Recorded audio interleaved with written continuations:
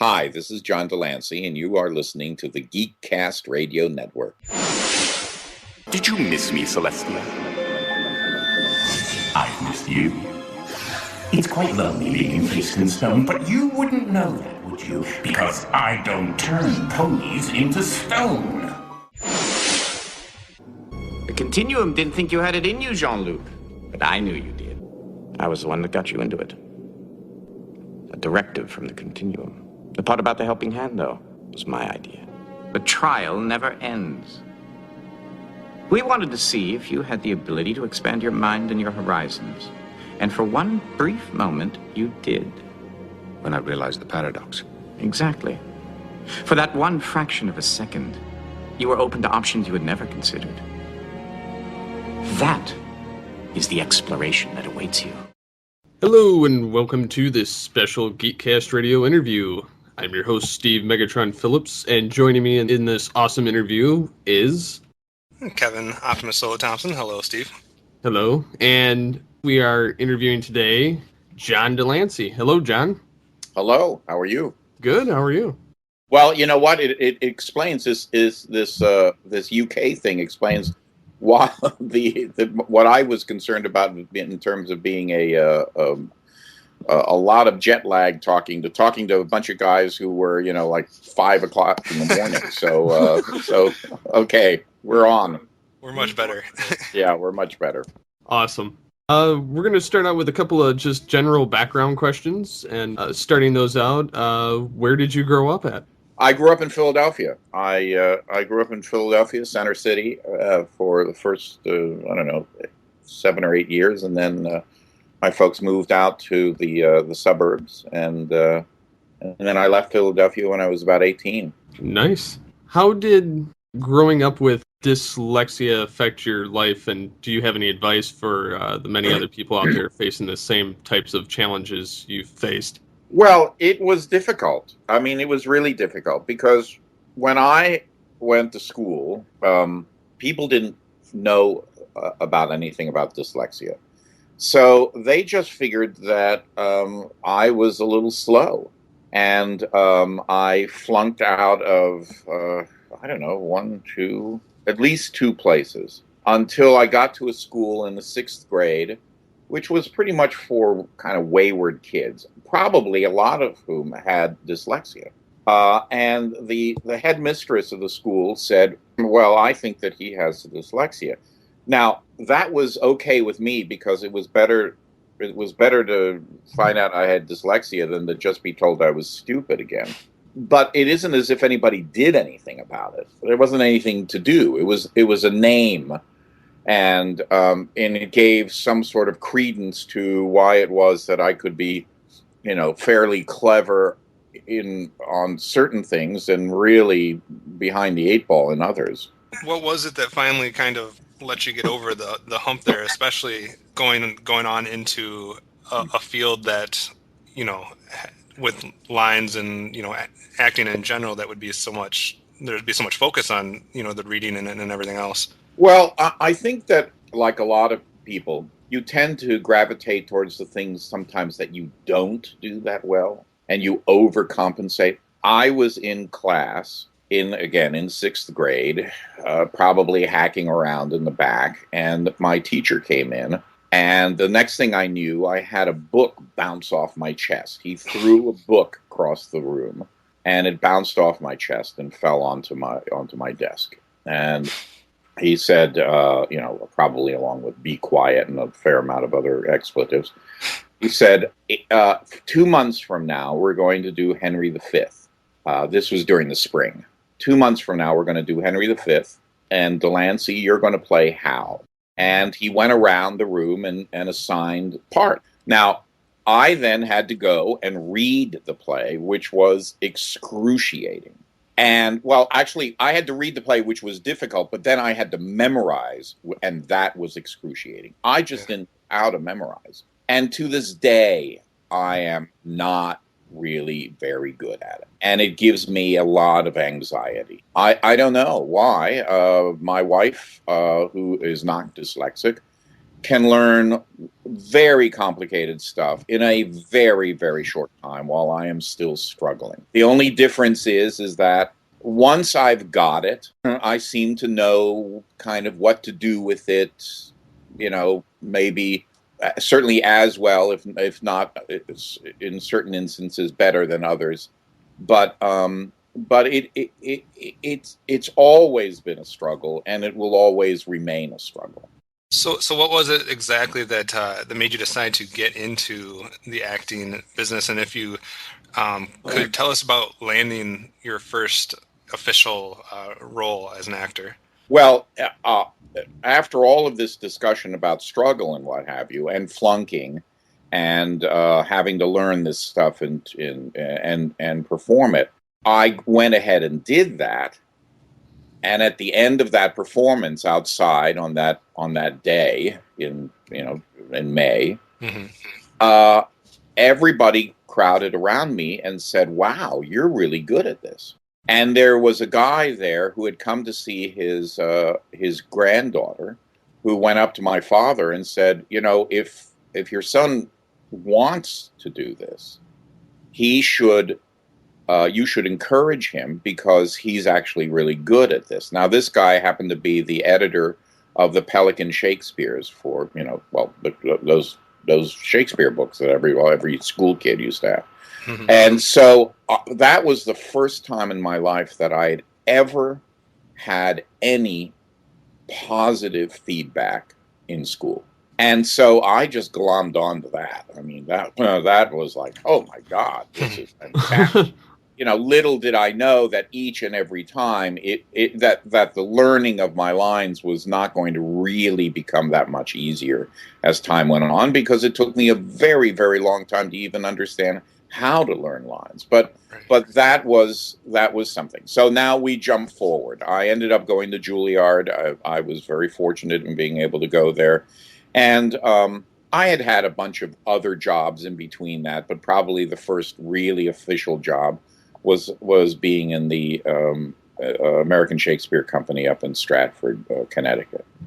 And then what else? Then I came back into New York, and I auditioned for a bunch of stuff, and I got an opportunity to be in a movie, and I went out to Los Angeles, and then I worked at Universal for 2 years, where I did many, many, many shows, and then I got tired of that, and I went up to Seattle, back into the theater, and then, so I was, up and running. I mean, I think that I was, for the most part, pretty naive and rather immature. One thing that was helpful is that in my younger days, I sort of looked like an actor. I was good enough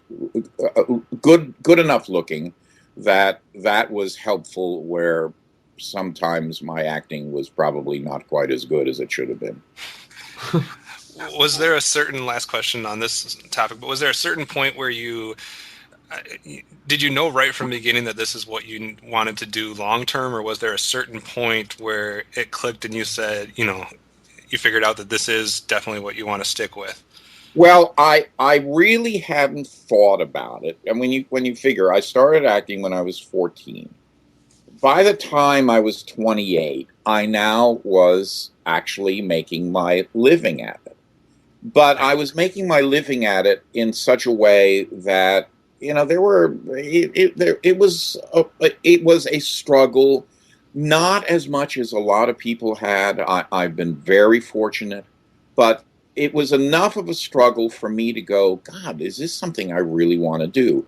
It was at that time that I sort of sat myself down and realized I'm full into this now. Mm-hmm. I have no other profession. I mean, there isn't anything else I'm good at. It isn't like I'm going to go back and get my PhD, I mean, I was, for better or for worse, I was stuck. And so it was at that point that I thought, I really need to start thinking about this in a way that will make me successful and not just a feather for every wind. Right. Jumping gears a little bit more into something a little bit more specific, do you have a favorite show that you have had the pleasure of working on?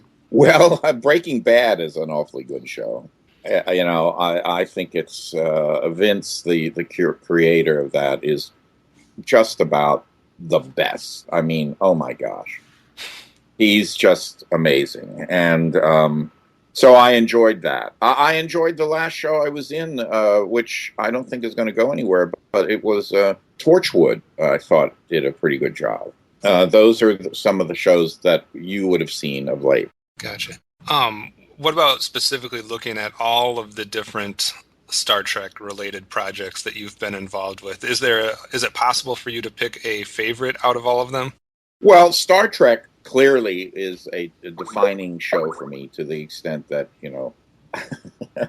my grave will say best known as. I went, by the way, I was doing a play not too long ago, a month or so ago, and sometimes on the Saturdays or Sundays, in between shows, we would go and have lunch in the cemetery.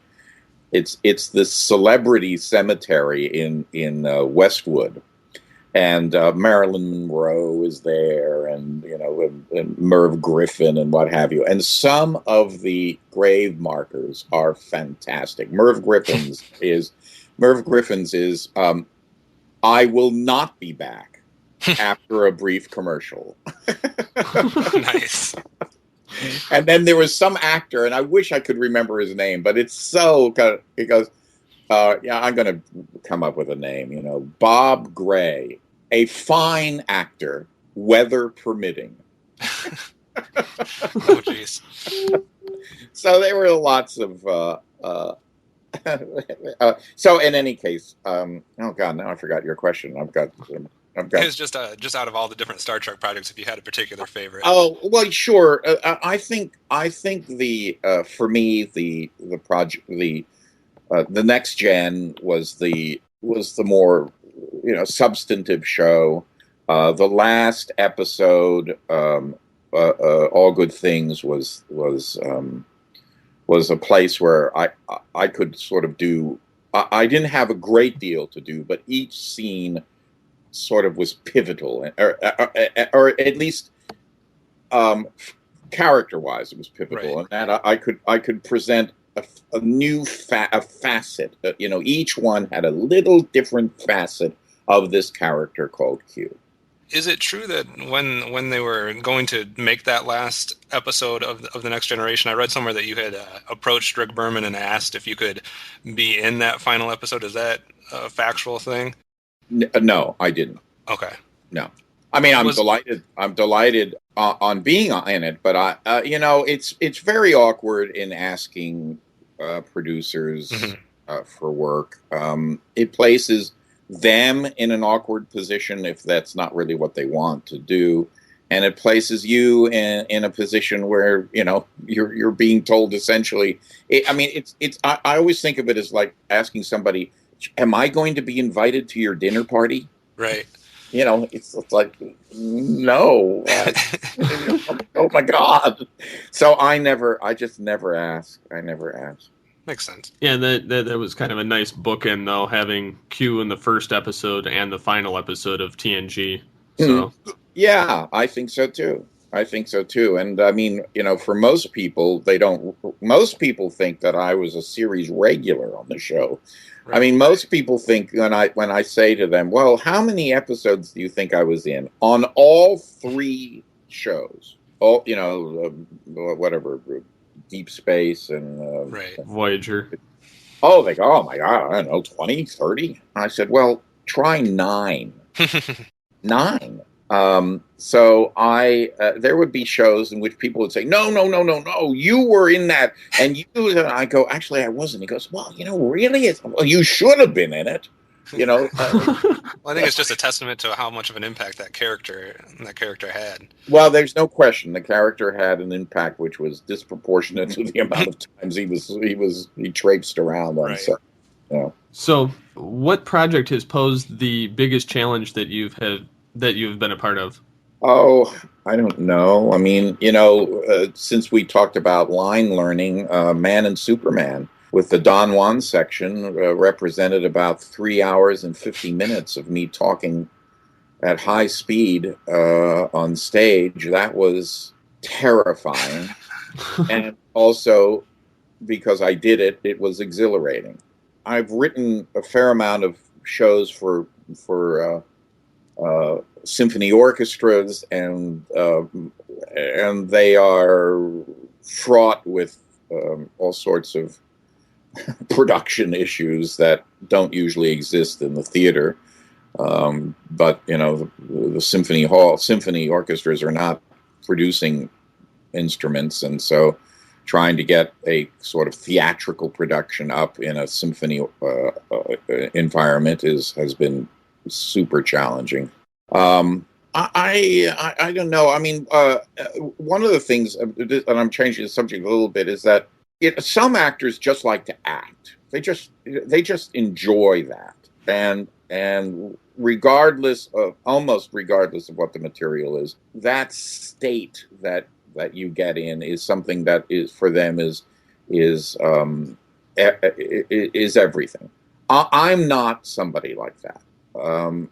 I really need to think the material is good and really somehow have a feel for the material above and beyond just wanting to have the job.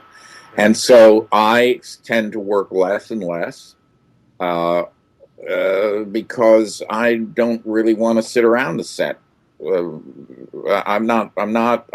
I have other things that I do that also take up time, and time is becoming more and more precious. So I'm doing a little tiny little, I don't know what it's going to be, 12-minute little short for a guy next week, and I'm doing it only because the material, I go, oh, this is very interesting. It's a story of a psychologist who is counseling a woman who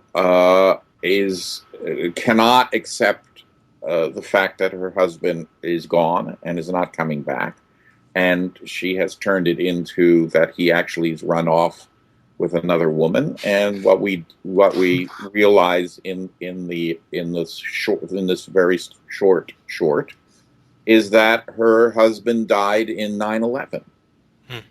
And what we also discover is that my wife died in 9/11. So we are two people in real pain trying to deal with this issue, and we are hooked together. There's a symbiotic relationship that we have, and just as it's a little tiny project, and I just thought, oh, that sounds really interesting. Let's see where that goes. So that's the type of stuff. I mean, along with, I just finished doing in Philadelphia L'Histoire de Soldat, which is a Stravinsky piece. I was in Rochester a couple of about a month ago now, doing a new piece for a symphony orchestra, which is a very exciting piece. It's a Dr. Seuss piece about the Sneetches. I didn't know this. Yeah, I didn't know it. Cool. And the Sneetches was used in Bosnia by the NATO commander at the time to try. He ordered, I don't know, something like 500,000 books printed up of the Sneetches in Croatian, to distribute to the people there, to try to get them to stop killing each other. And a wonderful man by the name of Dr. Sidney Sobel, a doctor in the way in which the arts has always been. He's a patron of the arts. He has commissioned. He went and got the rights from the Seuss estate because he feels very strongly about this piece. And then he went and commissioned a Spanish composer by the name of, Lorenzo Palomo, Palomo, and me as the narrator. And we're doing we did a 2-piano version of it in Rochester, as I said, about 3 weeks ago. and then it's going to premiere at Oberlin, and then it's going to start making its rounds to symphony orchestras around the world. Cool. The point is that whatever is interesting. Right. Oh yeah, I can definitely understand that. Out of the several animated shows you've been a part of, what has been one of your favorites to have worked on? I don't really the experience is really sort of it's a difficult you don't get too connected with it. If I only come in once or whatever. I mean, the one that's going on right now is My Little Pony, which I thought was a kids show. Little did I know that there's such a world as bronies, and my understanding of all that. I actually asked somebody, "Is this coded? Is this a coded show that really means something else?" And they said, "No, it isn't."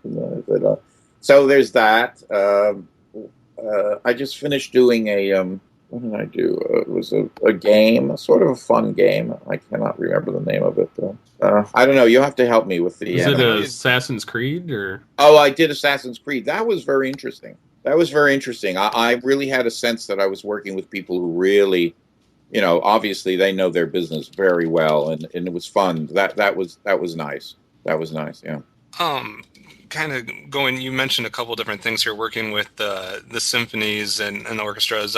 You've obviously done theater work, you've done film work, television work, video games, cartoons. Do you have a favorite medium within that whole, that within the whole acting genre? Is there one that you prefer, or one that just kind of is a personal favorite out of yours? No, I don't. I tend to, if I'm doing a play, which I just finished doing, after 3 months, 4 months, I'm really ready to get out of that. Mm-hmm. I just like the variety of stuff. I like that. In a way, though, I mean, just from a technical point of view, sometimes you don't get, you become a jack of all trades sort of person, but I mostly enjoy just being able to go from one different project to the next. The notion of doing a play for 2-3 years is really abhorrent to me. I just can't imagine. And I know that there are a lot of actors who think that that's absolutely fantastic, but I just would hate it. I absolutely would hate it. Yeah. In the same way that doing a television series. I mean, I did 2 or 3 television series, and and they would last a long time, and it's a real grind. And I sort of go dead upstairs after a while. Makes sense. Was there ever, if you can remember, was there ever a project that you were involved with, whether it be most likely a TV show or something like that you're really excited and thought would go places or do great, that never really materialized? Or was there something that you thought was completely hopeless that you were once it got involved, but it really took off and was successful and you didn't expect it? Well, Legend. The television show Legend was something that I thought was going to run for a very long time. Mm-hmm. And most people who saw it just loved it. And I thought that it was a shoo-in. And we did 13 episodes, and that was it. I don't. There are a number of reasons why that was it, and I don't think it had anything to do with the show. I think it had everything to do with being on a new network. Them not having the affiliates to be able to make sure the show was, given its due. Mm-hmm. Sometimes it would be at 1:00 in the morning, or 10 o'clock in the morning. I mean, just ridiculous. Shows that I thought of that I didn't think were going to be successful and were. No, I have not. Well, it probably kind of goes into the fact that you seem pretty careful, like you said, about the roles that you're picking, and you want that kind of value to it. So it kind of makes sense that you wouldn't get involved with something if you didn't think it was going to go off, take off. Right. I mean, everybody goes into a show hoping and expecting. There's a sort of a suspension of of reality or disbelief or whatever you want to call it. You go in going, oh, this is great and stuff like that, and then it's only when other people get involved that you begin to say, oh well, geez, I guess I misread that. I mean, I just came from a show tonight that my wife was doing. She'd been working on it for the last 2 months, and I would say the last 2 weeks have been a constant. She has been so down on the show that, oh my God, it's just going to be terrible. It's not going to work. It's all this effort and stuff like that. And I went to see the show this afternoon, and it was really good. And then I went back tonight. That was a sort of a dress rehearsal, and then there was the performance tonight. These are kids in the High School of the Performing Arts, and they had to write a show. They picked a show. They picked a story, really interesting story. One of the first prototypes for science fiction, a Chinese story that dates back to the 13th century. Wow. It's one of the first stories that is in human history that has a character come from another planet. In this, it actually isn't another planet. It's the moon, and she comes from the moon, and she's a daughter of the moon or something like that.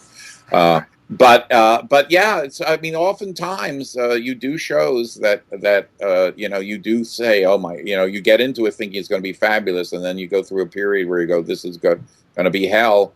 And it's just going to be terrible, and then as we say, the gods of the theater come down and smile on that night, and everything seems to work itself out.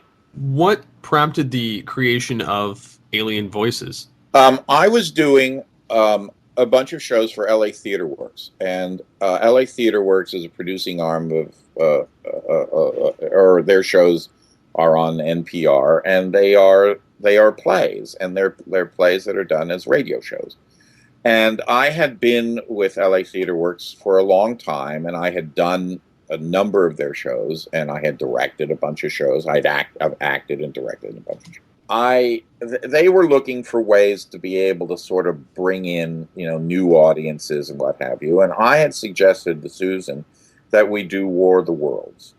And at that time, I also wanted to have a sequel to War of the Worlds. So I called Howard Koch in Woodstock, New York, and asked him if he would write a sequel to War of the Worlds.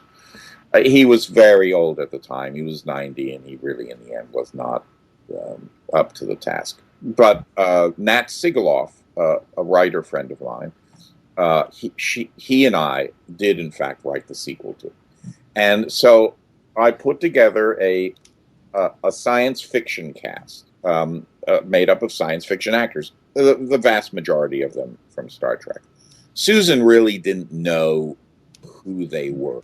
But let me tell you, the night we opened, we had people, around the block. Most people, a lot of people did not get into that opening show. And so it was very successful. The headliner of that show was Leonard Nimoy.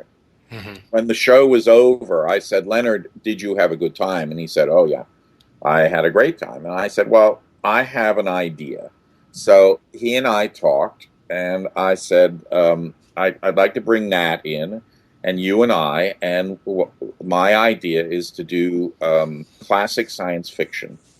The reason I wanted to do classic science fiction, and now I'm beginning to see that probably a lot of my life has to do with this dyslexia stuff, is that my first book that I read from cover to cover and enjoyed immensely, I was probably around 13.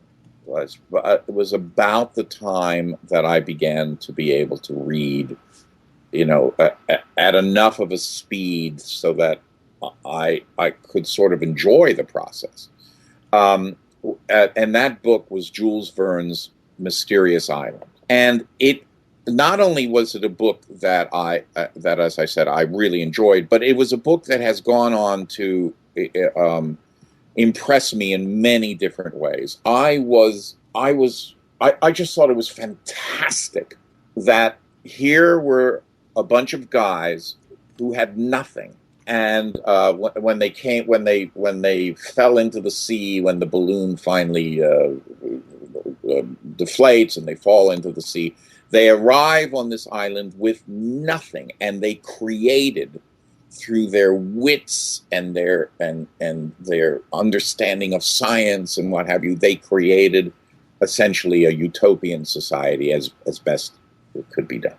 The fact that I remember putting the book down when I was reading it, in bed. I would put the book down and just think about it, because they would go, one guy would go, "Oh, I see against this hill, I see that there's a lot of iron ore. That means we will be able to create a forge, and we'll be able to make metal." I go, "Oh my God, how would they know that? Oh, this is fantastic."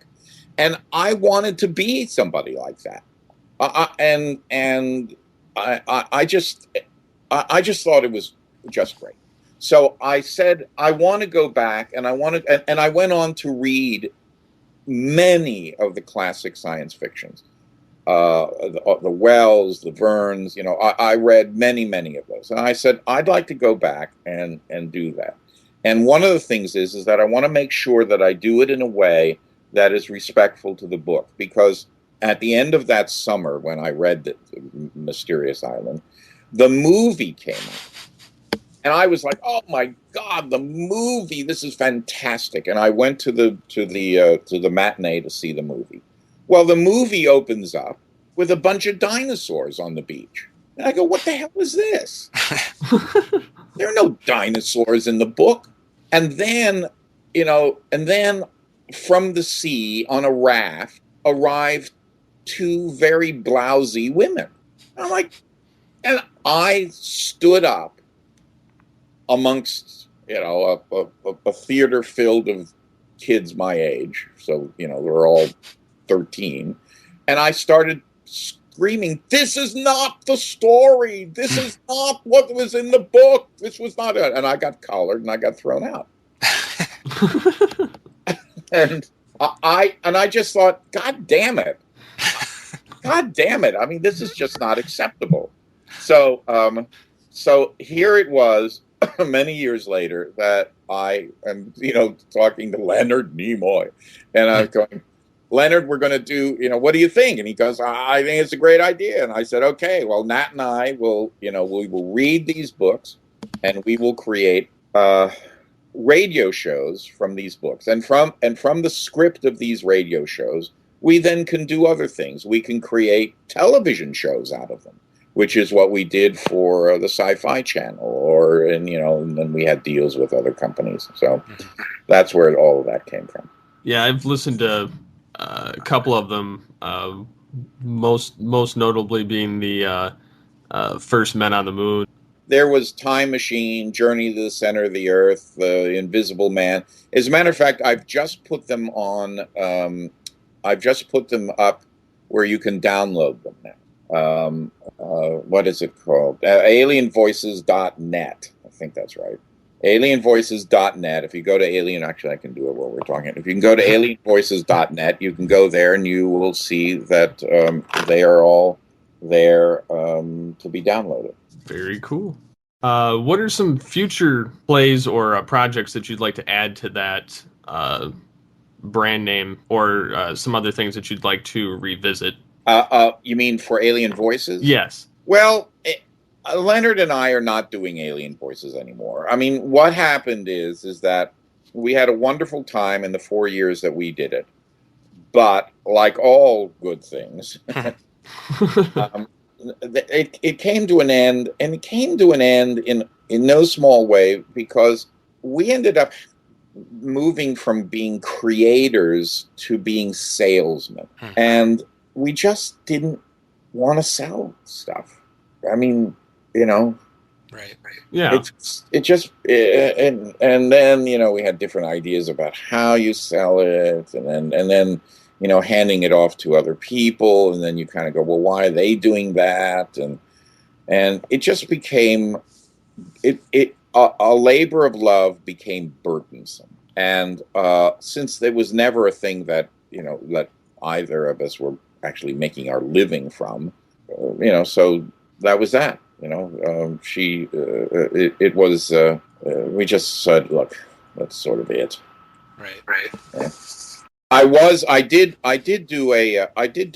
floated an idea about a year ago, right at Halloween, about a year ago, which is I went online.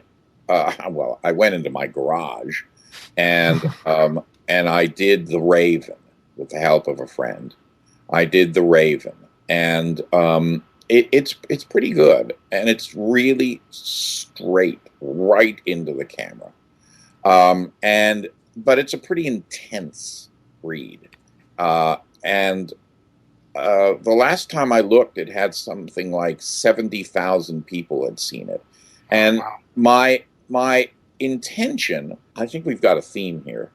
My intention was for teachers to play this to kids because one of the things I didn't add to any of this is that I taught myself how to read through poetry. When I would look at a page of a book, the typeface would be always sort of floating, and it's like whoa, and everything looked really dense. Mm-hmm. But poetry and those poetry books, especially the whatever it's called, the treasury of poetry or something like that. They were spaced on the page kind of in a pleasing manner, and they were little blurps, a half a dozen lines, or maybe at the most a page, what have you. And so I use those as a way to practice, and so I have I have a good heartfelt feeling about poetry. So this was going to be I was going to create a whole bunch of those.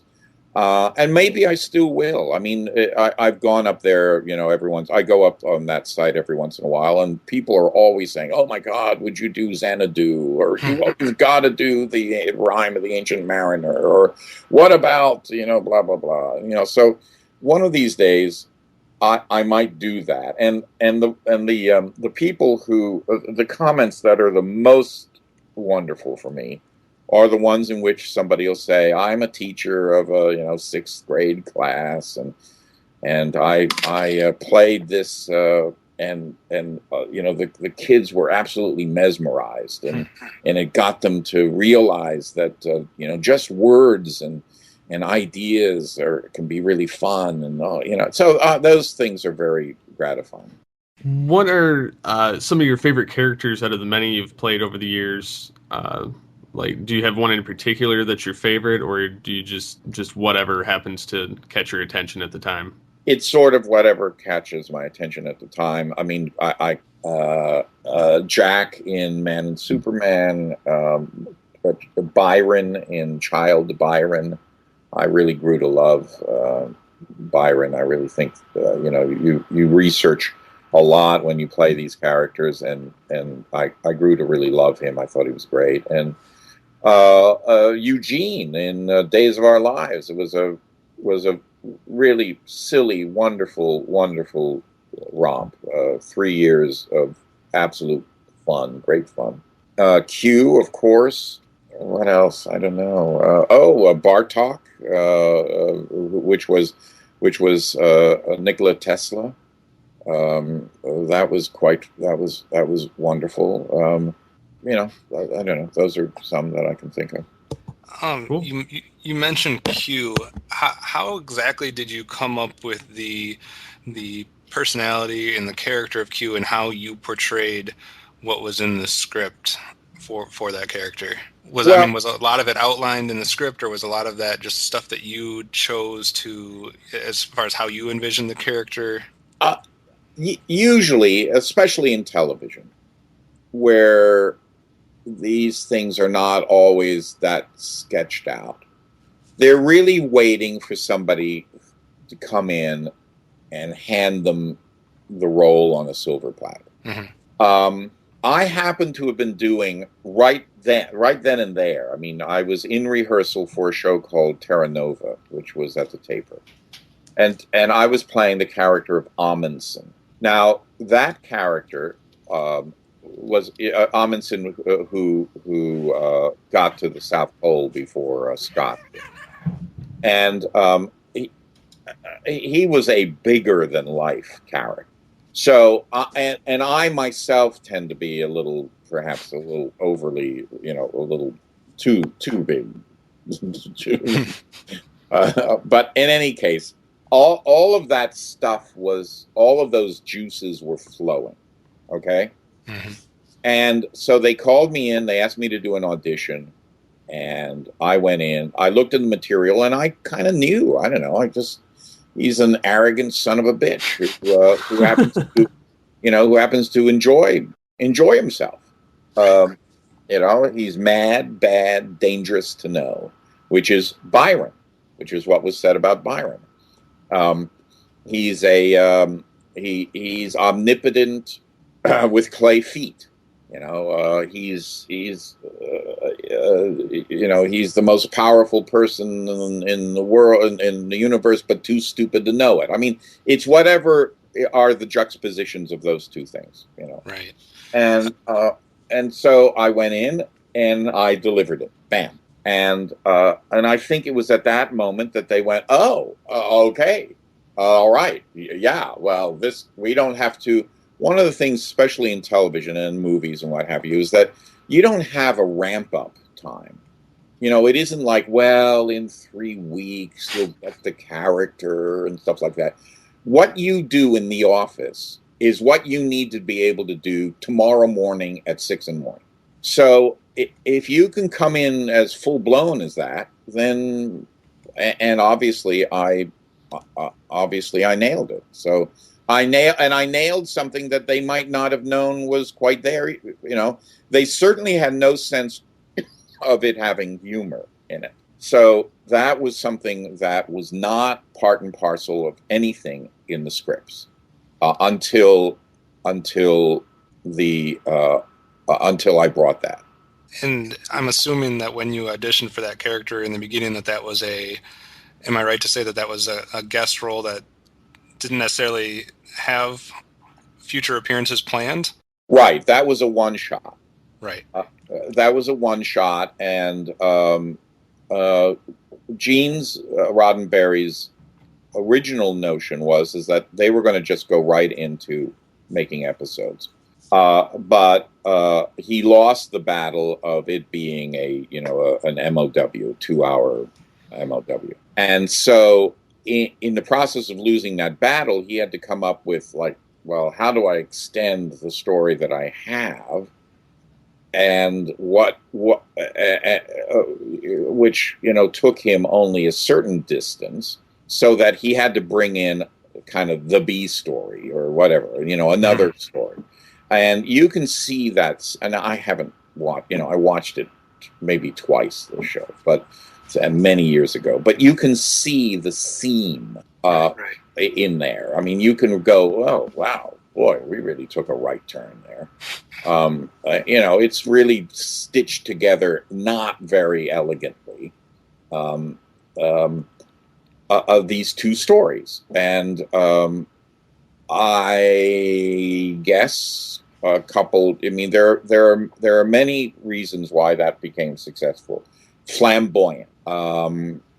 People love the notion of having power and having no responsibility. Right. Whatever I brought to it, the tweaking, whatever they brought. Who knows? It's obviously. All of these things are of a collaborative nature. So any actor or any writer or any director who says it's all them is wrong. It's a collaboration. And even when all is said and done, you go into the editing room and it's yet another collaboration. So yeah, all the stars have to align. That's right. So, and I guess the stars aligned. After it obviously became, a recurring character and then obviously appeared in different series, looking back, once the Q character had run its span, looking back at the character after the fact, how did you feel about the character overall? Were you able to do everything with the Q character that you wanted to? Was there things that you wish you could have been able to explore with that character, or at the end did you feel like you had done everything you could do with that character? Well, the biggest problem with the character is that and I had gone through this experience actually on the soap opera. I would say, do not write me funny. My sense of the undercut, my sense of irony and sort of that wise ass thing will give it enough of that, but do not write me funny. Because nobody is really a comedy writer, and this is not a comedy show. So let me give the wink and a nod. Sometimes that was successful, and sometimes it went over the line. The best shows were always the shows that had to do with big philosophical issues. Now, you could have a little bit of humor in there, but by and large, what's driving that show is, you humans have so screwed up your own backyard. What makes you think that you have any right to come out here? Is suicide a reasonable choice to make? You have one more opportunity to get your life back. What will you do with that? These type of things, you kind of go, oh, well, these are pretty big ideas. Whether Q loves Vosh is like, who cares? And those if those were not as good, and I don't sort of remember them for that reason. Makes sense. Yeah. I've noticed that you're pretty widespread in all the areas of the acting field. Has it been like working on so many iconic shows? Well, like what? Like Stargate, Star Trek, Breaking Bad, Torchwood. Yeah, especially like the science fiction, especially iconic science fiction shows. Well, I was just going to say those are genre shows. It's fine. Fine. It's it's when you're on a major show that's doing really well, it's great fun to be on. The West Wing is great fun to be on. You're just everything is clicking at a high level, and then there are lesser shows where you just feel it. You're cranking it out, and it's not as interesting. What are some of your favorite film roles that you've had the pleasure of being in, or is there one in particular that stands out from the rest? Well, the one in which I enjoyed the most, and it's the most bittersweet as far as I'm concerned, was my work with Peter Weir in Fearless. I had many scenes with Jeff Bridges. We were about his that had to do with everything up until getting onto the plane and all that type of stuff. And then I got a call from Weir saying, I want to tell you that we've decided to cut all the scenes up until the plane. And I went, oh my God! I thought that this was going to be something that was going to be really great for my career, as well as being involved with some really wonderful people. And I made some impression, but not nearly. I don't know. I went from like 7 or 8 scenes to 1, so it was just like, whoa. Who else? I don't know. I'd have to look at my resume. No, I'll look at it here. I will bring it up. I know you're in, Reign Over Me and Multiplicity, and you did the letter reading for Saving Private Ryan. You're in Gamer. Oh yeah, they're fine. They're fine. There's nothing special. What has it been like over the years dealing with the fan bases like you have? So obviously Star Trek has a insane fan base. I don't mean it in a negative way, but there's so many of them out there. And your recent exposure to the My Little Pony fan base, what has it been like just interacting with such passionate fans? Well, they are Hand That Rocks the Cradle. That was great fun. I see that. Fisher King. It was wonderful working with Terry Gilliam. The Big Time is a show that you guys never saw, I'm sure, but that was really wonderful. That was a wonderful show about the move from radio to television in the late 1930s, early 1940s, and I played I played the radio actor who, in fact, cannot make the transition. It was an interesting thing. I'm sorry. Ask me the question again. Sorry, it's just about dealing with your interactions with some passionate fan bases like Star Trek, My Little Pony. Yeah. You know what? They are they are no different than the people who meet you at the stage door after a show. The only difference is that sometimes it's like 20 years later they're meeting, and they're asking you questions as if you just finished the show. But the vast majority of the what would be considered the ultra fans are very sweet, very respectful, very in many cases very smart people who just happen to like that show. Right.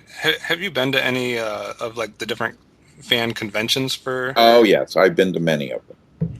Yeah, and they're terrific. I mean, and they're terrific. I consider this to be the science fiction has essentially offered the sanctuary from the other half of the population, which would want to be at a NASCAR race or a sporting event. It's a little bit of a gentler crowd, and they are well read in many instances, and it allows for a sense of science. They enjoy science, and then they enjoy fiction, and then they enjoy computers and movies and history and costumes and all that type of stuff. So it's great. I actually had the pleasure of actually meeting you one time at a Star Trek convention back in, I think it was 94. Yeah, I remember. I know, long time ago. Yeah. Were there any funny inside gags you had while being involved with any of these different projects?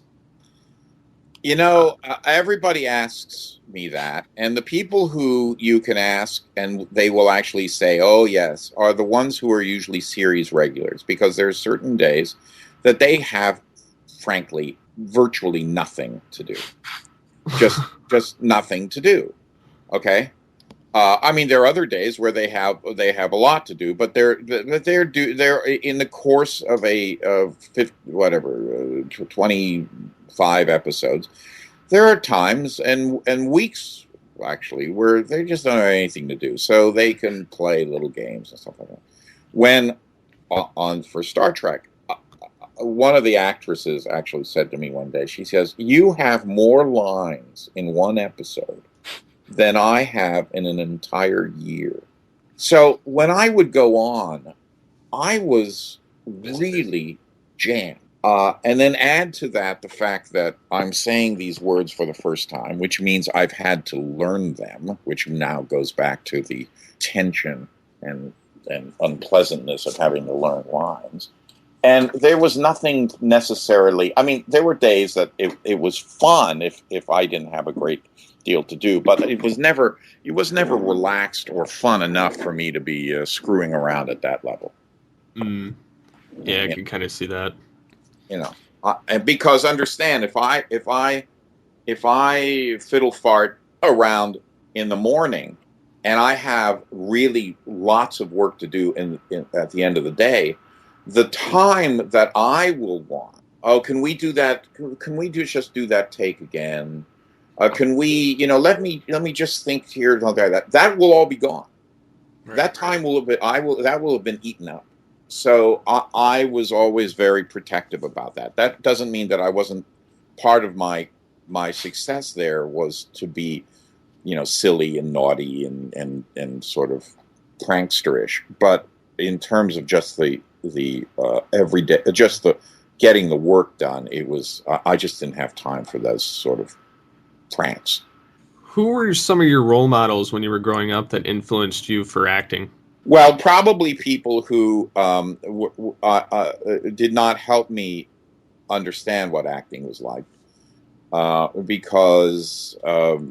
in any case, Basil Rathbone, Adolphe Menjou, all of these character actors that I saw, it was a very long time before I began to understand that acting naturally was part and parcel. I was all about just the choices, all these great choices, these, sometimes operatic choices. And not recognizing that the style, even from when they were acting to when I was a little kid, was moving very directly towards more and more psychological. I just finished watching a film a couple of nights ago, a crazy title, 44-inch chest. You'd think it's some sort of porn thing or something, but I mean, it was a wonderful British movie, and the acting style in it is really is so current and so tremendous. But it was certainly not what Basil Rathbone and Adolphe Menjou were doing. And Clifton Webb, and all those people. If you could pick any actor, living or dead, to work with that you never got the chance to work with, who are some people that you would have just, given your right arm to be able to work with? Well, I've become a huge fan of a guy who I will never work with because of just. But do you know who Tom Hardy is? Yeah. Mm-hmm. Amazing. Have you guys seen Bronson? No, I haven't seen that. No. Wow. Holy moly. I mean, that is amazing work. Just amazing work. Oh, I don't know. All of these, I tend to be typed into the sort of, the intellectual, the guy at the guy at the whatever it is, the lawyer or the teacher or the so, I don't know. So I don't have much hope that I will get roles with these guys.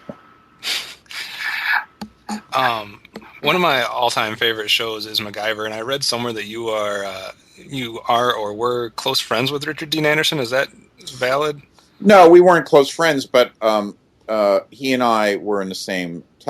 He was in Legend. Okay. So we worked with each other for whatever it was, 8 months. Okay. What did you think about getting to work with Leonard Nimoy for the Alien Voices? What did you think about getting to work with him and the other ex-Star Trek cast on? Well, I thought it was great. I mean, Leonard is a wonderful, wonderful man. Really a terrific guy. And a consummate actor. Used to be an acting teacher. Obviously, wonderful director. So all of that was great. Just my last two questions here are: do you have any, besides the ones that you've already mentioned, do you have anything coming up that you would like to, promote or let us know about? Any projects that you have coming down the pipeline? No, I mean, I have a couple of symphony orchestra things that I'm doing. Right. One is in Rochester in May, and then the other is in Oberlin in April. I think I'm going to write a new piece about the Russian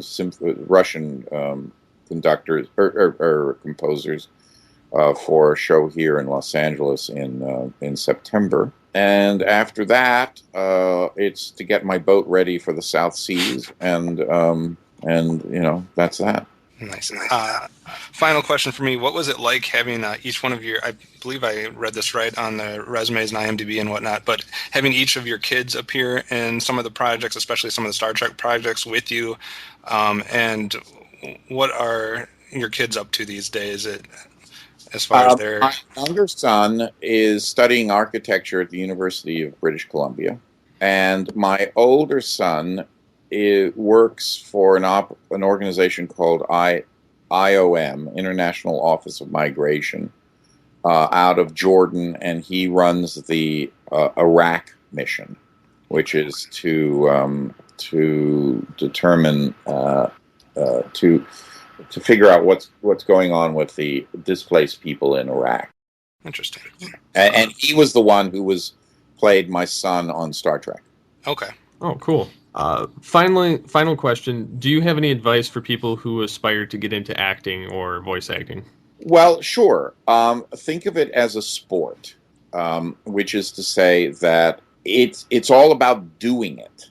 And so you just have to do it over and over and over again. It sort of works with that 10,000 hour rule. Nobody gets really good at anything until they spend a good 10,000 hours at it. And not to, say, well, I'm going to go to New York or I'm going to go to Los Angeles right off the bat, because you will most likely get eaten up. And more to the point is that most likely nothing will happen. So what they should do is that they should, whatever town they're in, Louisville, Kentucky, or Sacramento, California, they must exhaust all of the opportunities that they have in that town first, which is to go to the community theaters, to the opera, to the whatever it is that they want to do, and make sure they shoot as many films that they don't get to the point that they've outgrown their own town, and then begin the march, as it were, to these two or there are probably 3 or 4 meccas: Chicago, New York, L.A., maybe Seattle, I don't know, but that's about the only, San Francisco, Boston. I don't know if you can really make a full living in Boston or not, but until you've made until you begin to move to those towns, and then get a resume going, so that when you do come to New York or come to Los Angeles, somebody can look at it and go, oh, well, you really got some stuff here. Okay. You'll still start at the bottom on the bottom rung, but people won't just blow you off as just kind of a wannabe. You will actually have experience. Makes sense. Yep. We'd like to thank you once again, John, for taking the time out of your busy schedule to hang out with us this evening. Is there any way for people to contact or get a hold of you for more information, or just to chat you up online? Websites? I don't really want to do that. Okay. I just only because I get into dialogues, and I just don't. I don't want to be rude, and I just don't have that time. Makes sense. I just don't have the time to do that, and so that's why I do these things. Actually, we appreciate it. Yeah, I mean, that way you can ask me all the questions you want. I think I answered pretty fully, and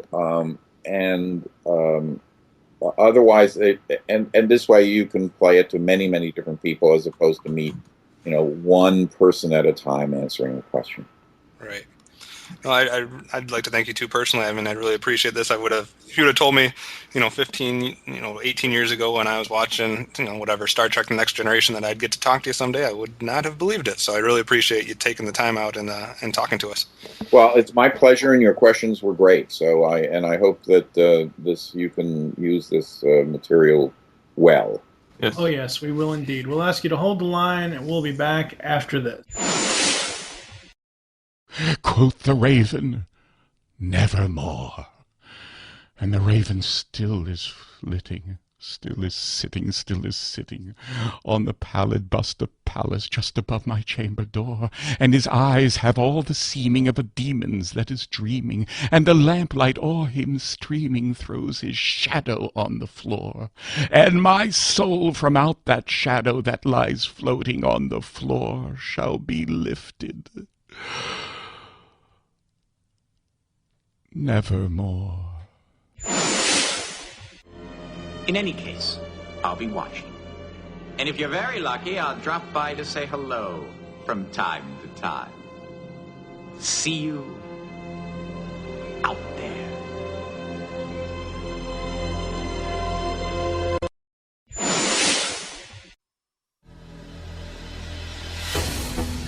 You've just listened to Geekcast Radio on the Geekcast Radio Network. There are several ways to get in contact with us or leave feedback for the show. First, visit the website, geekcastradio.com, where you can comment on all of our different podcasts. Second, you can rate our show and leave us feedback in iTunes. Third, follow us on Twitter at Geekcast Radio. Fourth, become a fan on Facebook. Go to facebook.com/GeekcastRadio.